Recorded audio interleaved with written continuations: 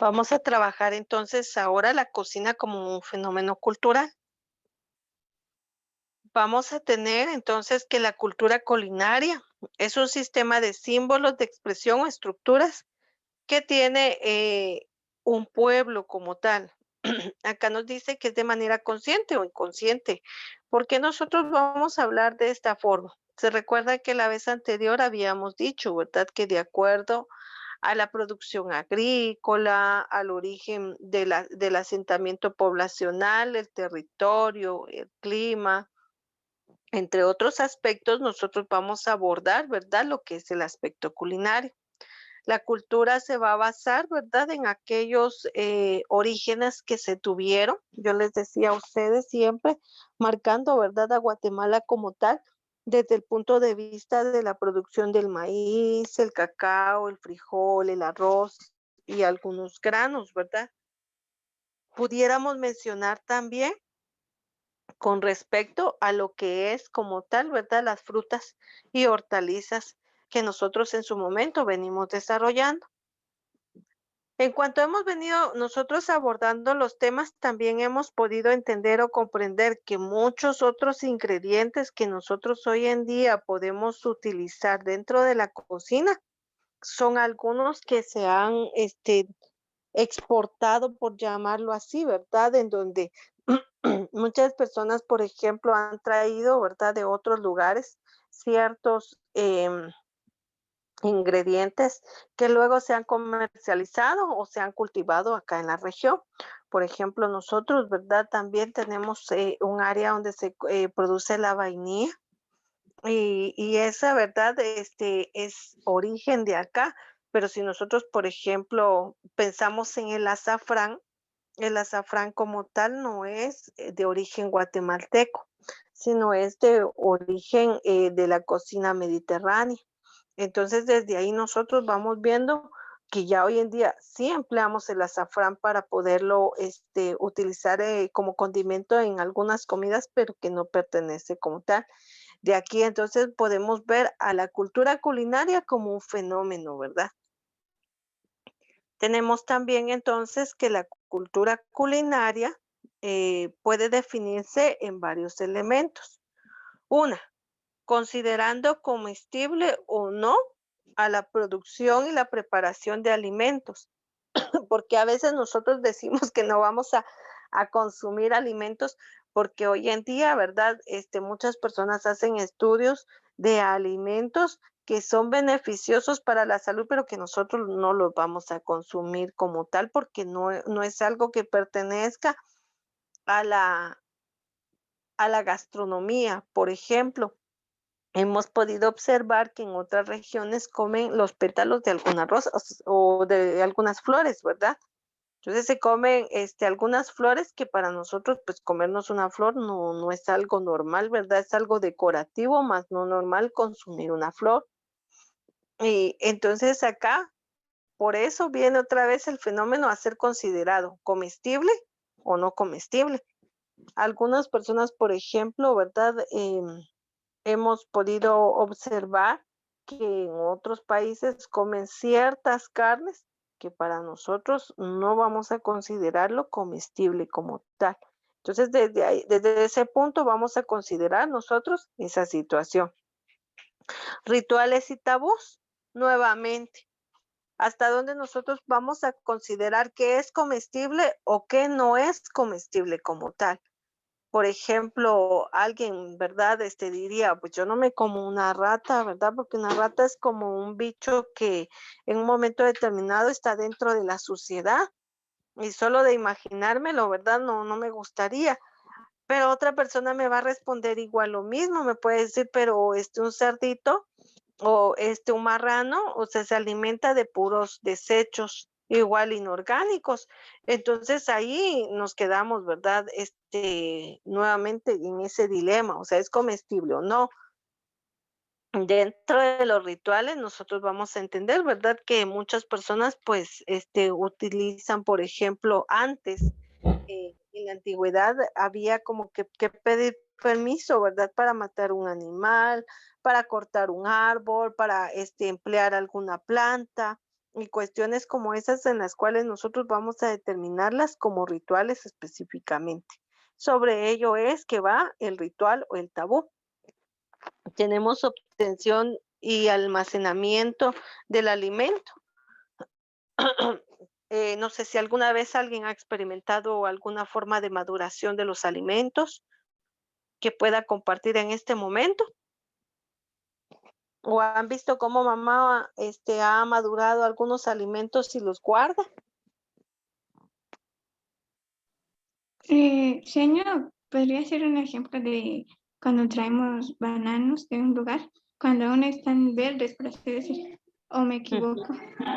No, ahí está, sí. ¿Y cómo los guarda? Pues en mi caso, nosotros vamos a la costa y a veces hay plátanos o bananos que aún no están muy maduros. Entonces los cortamos y venimos acá en nuestra casa, como aquí por donde yo vivo, y ya hace frío, ya no hay calor. Entonces lo que hacen mis abuelitos, lo meten en un costal y lo dejan cerca del fuego y así se madura, por así decirlo. Vean, es que era lo que les decía, es un almacenamiento diferente. Por ejemplo, acá, mi mamá lo que hace con ciertas frutas, también los plátanos o los bananos, cuando están verdes, los envuelve en periódico. Y entonces a cierto tiempo, ¿verdad? La fruta por la misma situación, ¿verdad? Que mencionabas, o sea, madura. He escuchado de personas que guardan, por ejemplo, manzanas, ¿verdad? Entre arena.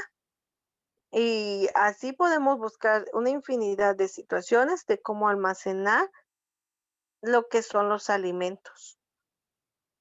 Antes no existían los refrigeradores, ¿verdad? Lo único que hacían mamá o papá era dejar a la intemperie lo que es algunos alimentos para que se conservaran y no perdieran, por ejemplo, su calidad en el sentido de que se descompusieran o se echaran a perder como tal.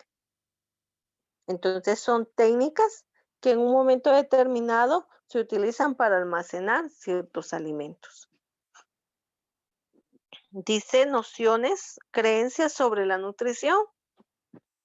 Aquí entre las nociones y las creencias, yo voy más a la situación de poder observar, literal, ¿verdad? Que es beneficioso. Yo les decía, por ejemplo, a ustedes en la clase anterior, ¿verdad? Hemos visto que muchas personas emplean muchas plantas como una alimentación nutricional.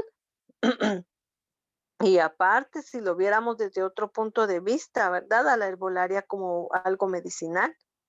Entonces, por ejemplo, el comer los berros, los nabos, los bledos, las acelgas, la espinaca, ¿verdad? En alguna forma de cocción, o sea, es donde nosotros obtenemos el mayor nutriente del hierro. Y no necesariamente, ¿verdad? Tengo que tomarme mi jarabe todos los días para tener hierro en la sangre, sino también esa situación, que es lo que hacían antiguamente las personas, ¿verdad? Darle agua o sea, como una especie de té o infusión, ¿verdad? De alfalfa a las personas que les hacía falta el hierro. Y de ahí nosotros obtenemos todo eso. Por ejemplo, no sé si alguna vez, por eso vuelve acá otra vez ritual tabú, y también considerable en el sentido de entenderlo como comestible o no. ¿Quién es el que se come la alfalfa? ¿Qué animalito es el que come la alfalfa? Los conejos y los cuyos, ¿no? Sí, sí, sí. ¿Y quién es más? A ver, ¿qué otro animalito? Ay, no sé. A ver, Eh, el animal que da leche. la vaca Ajá, La vaca. sí, y la las... vaca. ¿Y las aves? Sí, No, también. ajá. Sí, sí. ¿Y qué es lo que pasa a veces? Que a Pues las yo digo mujeres, que dime. eh, también los pollos seños se comen como hierbas y cosas así, lo que dependiendo de cómo vivamos, ¿no? Y como por ejemplo aquí en nuestras casas, si les damos hierba o lo que sea, ellos lo comen. Ujú. Entonces, Vaya, era lo que les decía. Aquí es donde entra entonces el ritual y el tabú. Yo he escuchado, por ejemplo, que a la mayoría de personas le dicen cuando tienen, le llaman que tienen anemia, les dicen que se tomen agua de alfalfa para que puedan reconstituir su sangre y su organismo. Ya no necesitamos entonces de un jarabe específicamente. Y entonces aquí viene otra vez a lo que yo iba. ¿Será que son nociones o serán costumbres en creencias nada más? Yo pienso que no es tanto la creencia, sino más es la noción de saber que sí es un alimento beneficioso para la salud como tal. Y así nosotros podemos buscar muchos alimentos. Eh, Cuando le dicen, mire, tómese su té de manzanilla, ¿verdad? Porque eso le va a ayudar a usted. ¿Y qué pasa cuando dice, es que tengo mucho acné? Hágase vaporizaciones de manzanilla, ¿verdad? ¿Qué hacen muchos? Ir a comprar el té en la bolsita cuando está el zacate como tal, ¿verdad? La hojita, la plantita. Entonces nosotros tenemos que buscar esas situaciones que no sean como que tanto una creencia, sino una situación que venga a beneficiar al ser humano como tal. Miren, yo he escuchado de tantas plantas que a veces yo desconozco hasta las plantas, pero comentan muchas personas. Y dentro de lo que es el arte culinario, donde el origen como tal de la culinaria, viene entonces todos estos aspectos que estamos abordando, en donde, bueno, o sea, lo como, no lo como, lo consumo, no lo consumo, ¿será que es cierto? ¿Solo es una creencia? ¿Solo es un ritual? ¿Solo es un tabú? ¿Qué pasa? Yo cuando era niña recuerdo claramente que a mí mis abuelos me decían que si yo veía un grano de maíz lo tenía que levantar inmediatamente y nada que me iba a parar encima o pasar encima, porque para ellos el maíz es el alimento más sagrado que puede tener el ser humano. Y hoy en día vemos, ¿verdad? Que a las personas les da igual, o sea, si crece, si fue arrastrado, si se quedó tirado un bulto o todo el camino, como sea, o sea, nadie le pone esa relevancia que se tiene como tal. Entonces, desde aquí es como nosotros vemos este aspecto, este fenómeno que crea como tal la culinaria. Dice quién y cómo preparan los alimentos. Si yo le digo aquí a ustedes ahorita, mire, a ver, dígame Camila, dígame Domingo, dígame Elsie, ¿cómo preparan el pollo rostizado? Y todos me van a dar una receta distinta. Al final para ellos es el pollo rostizado como tal. Entonces hacemos la comparación, ¿verdad? De cómo cada uno prepara estas situaciones. ¿Quién los prepara en casa? Regularmente siempre se fue una cadena, ¿verdad? O sea, a mi mamá le enseñó su mamá, y a mi abuelita le enseñó mi bisabuelita, y a mi bisabuelita su tatarabuelita, y así fue una cadena otra vez regresiva, ¿verdad? Y hoy en día mi mamá me enseña a mí, ¿verdad? Y cuando yo tenga hijos, se los voy a enseñar a mis hijos, ¿verdad? Entonces es una cadena que va haciendo una repetición extensiva que va a ir creciendo, pero que va a ir modificando muchas situaciones, ¿verdad? Antes algunas personas, ¿verdad? Decían, ay, miren, qué bonito es el proceso de cocer eh, el maíz, ¿verdad? Llevarlo al molino, después de que lo llevó usted al molino, prepararlo y hacer, qué sé yo, unos chuchitos, por decir así. Y hoy en día dice, ay, no, ¿quién va a hacer todo ese proceso? Preparo la masa, ¿verdad? De harina, lo que comúnmente nosotros como marca le llamamos a todo, ¿verdad? Maseca. Y entonces que la harina de maíz lo preparamos y yo ya no tuve ni que cocerlo, ni que llevarlo al molino, sino ya solamente lo voy a preparar. Entonces todo eso va creando un fenómeno para bien, para modificarlo o también para que se pierda totalmente las situaciones, ¿verdad? Entonces, ahí también es otro caso. O sea, por eso es un fenómeno lo que es el arte culinario. Dentro de lo que nos muestra, ¿verdad? Acá dice que la cultura de un pueblo, en cuanto al arte culinario, se clasifica dentro de un patrimonio cultural como un bien intangible o material que comprende saberes, conocimientos antiguos, cuyo origen se pierde en la memoria de los pueblos, y ya que implica ritos, prácticas, valores, símbolos de una situación que se está creando en un cierto ciclo social.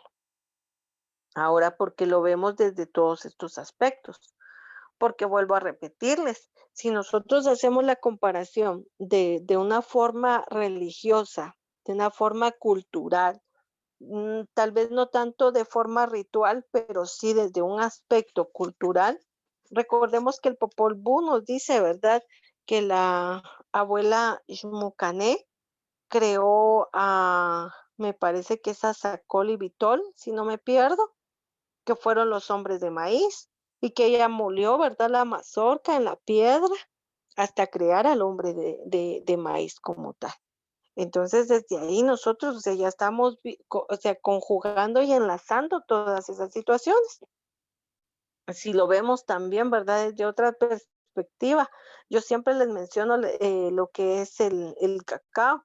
¿Qué era el cacao? Era la moneda primordial que tenía antes dentro de la cultura maya como moneda, ¿verdad?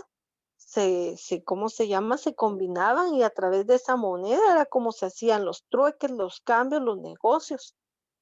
Entonces, hoy en día ya todo eso ha cambiado, se ha dado un giro totalmente diferente, ¿verdad? Ya el cacao ya no es una moneda, sino simplemente es otro, que pasa a ser otra parte, ¿verdad? De lo que es la culinaria, gastronomía, hasta ahí quedó. Entonces, todo esto genera un origen, genera una historia y por ende va a generar, ¿verdad?, una modificación para bien, dije, o bien sea para generar cambios como tal. Tenemos preparación de los alimentos versus ritual o ceremonia del comer. Aquí yo preparo los alimentos como a mí se me antoja, ¿verdad? No sé, yo vengo de una familia netamente de origen indígena y pues cuando nosotros, mi abuela, mi mamá y mis tías y toda la familia, ¿verdad? Cocinan, por ejemplo, qué sé yo, un chuchito, un pache o cuestiones como esas, se hacen con manteca de animal y hoy en día todo el mundo, ay no, ¿verdad? ¿Cómo voy a comer yo esa manteca de animal? Qué feo. Y no le pongan ni carne de cerdo, mejor pónganle pollo, ¿verdad? Y mejor si le ponen pechuga para que entonces no tenga grasa. Y le ponemos aceite light para que no tenga mucho exceso de grasa. Entonces volvemos, preparación versus ritual o ceremonia del comer. Yo, si a mí me dicen, mire cómo lo vamos a preparar, yo lo voy a preparar a la antigüita, así como a mí me lo enseñaron. ¿Por qué? Porque para mí es un ritual hacerlo y aparte es algo de disfrutar, algo que realmente va a satisfacer mi paladar. Pero si a mí me dicen prepararlo solo por prepararlo y porque de plano igual no me lo voy a comer, sino porque las personas me van a decir cómo hacerlo, tal vez. Pero más yo me enfoco a esta parte y es algo muy visible que nosotros podemos realizar. No sé si igual alguno me puede compartir este tipo de situaciones que les acabo de comentar, cómo preparan los alimentos.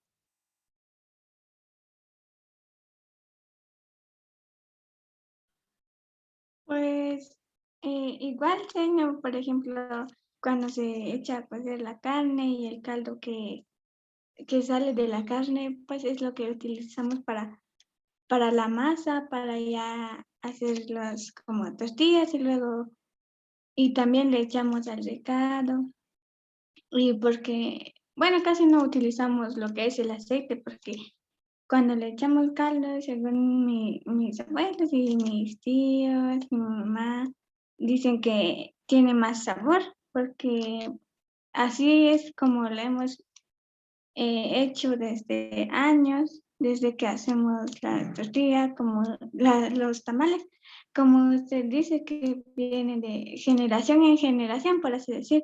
Entonces, lo único que hemos ido agregando son otros ingredientes para darle un poquito más de sabor, pero sí es como hemos venido heredando la preparación de lo que son los paches y tamales.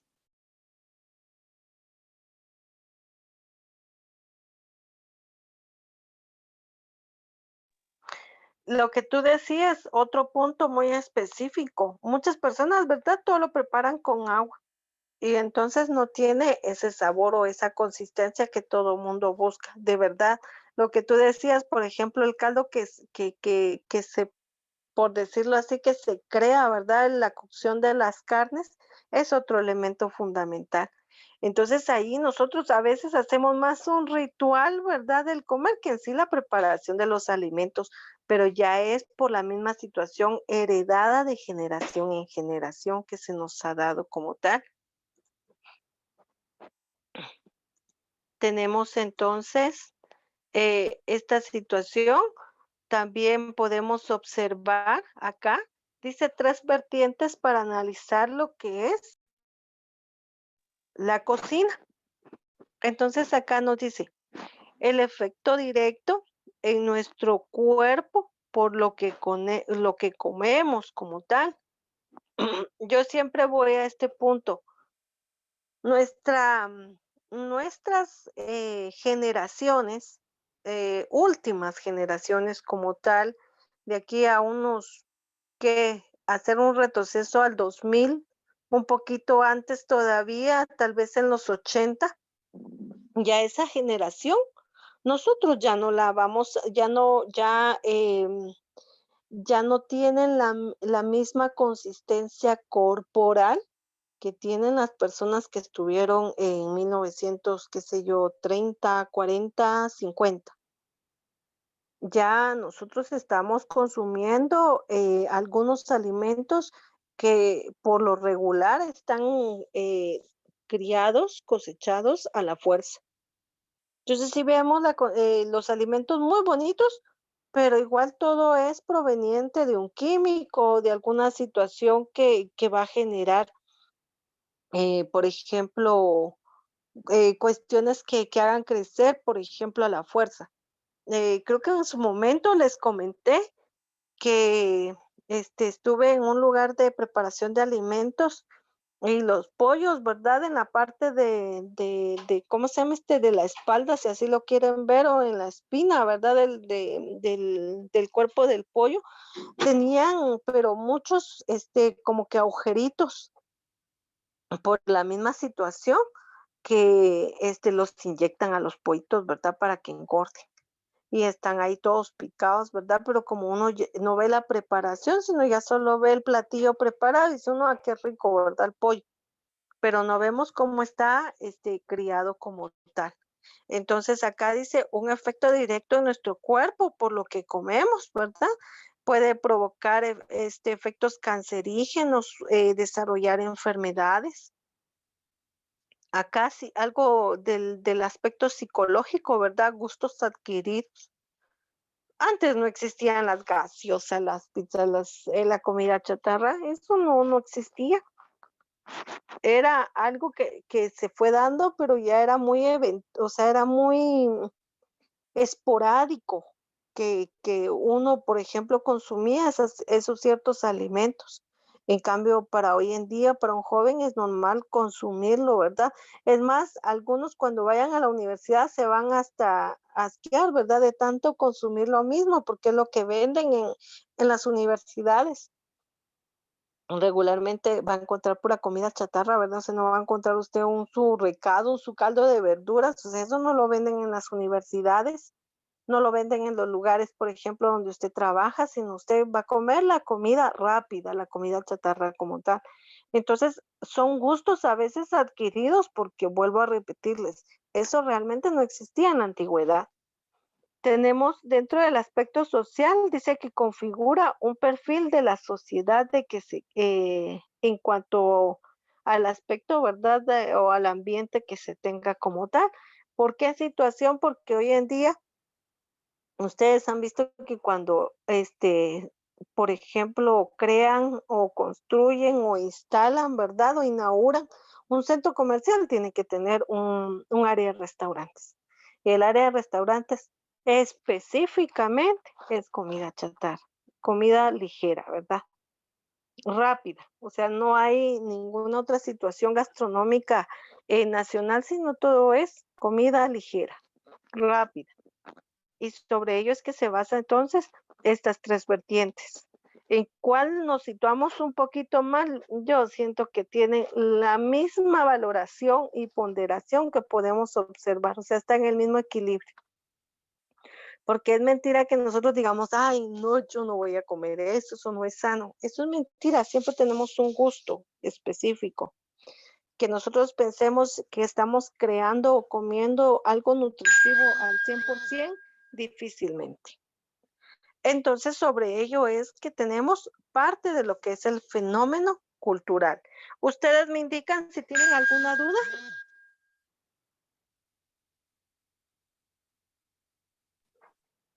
No, señor, todo está claro.